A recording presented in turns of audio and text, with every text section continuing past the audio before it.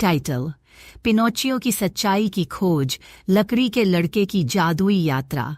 एक छोटे से गांव में एक बढ़ई था जिसका नाम गेपेटो था। गेपेटो बहुत अकेला था, इसलिए उसने एक दिन लकड़ी से एक छोटे लड़के की मूर्ति बनाई। उसने उसका नाम पिनोचियो रखा। गेपेटो की दुआओं और प्यार के कारण एक जादुई परी ने पिनोचियो को जीवन दे दिया।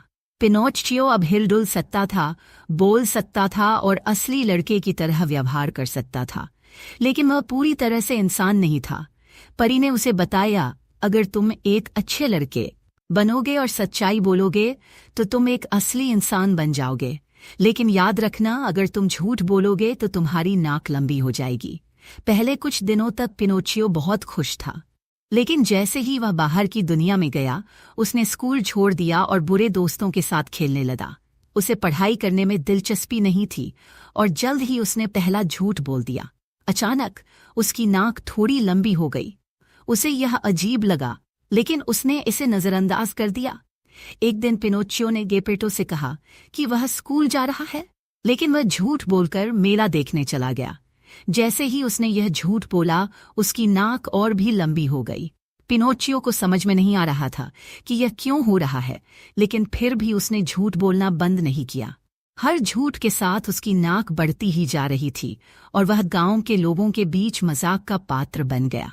अंत में पिनोचियो को एहसास हुआ कि झूठ बोलने से उसे केवल शर्मिंदगी ही मिली है। वह बहुत उदास हो गया और अकेले में रोने लगा।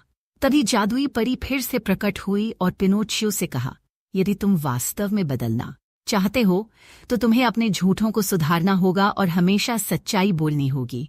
पिनोचियो ने आंसुओं भरी आंखों से वादा किया कि वह अब कभी झूठ नहीं बोलेगा और एक अच्छा लड़का बनेगा।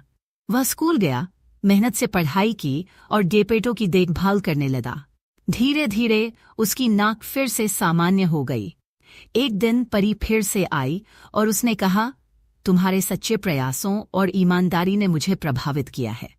अब तुम एक असली इंसान बनने के लिए तैयार हो। और एक चमकती हुई रोशनी के साथ पिनोचियो एक सच्चा लड़का बन गया। पिनोचियो और गेपेटो दोनों खुशी खुशी रहने लगे।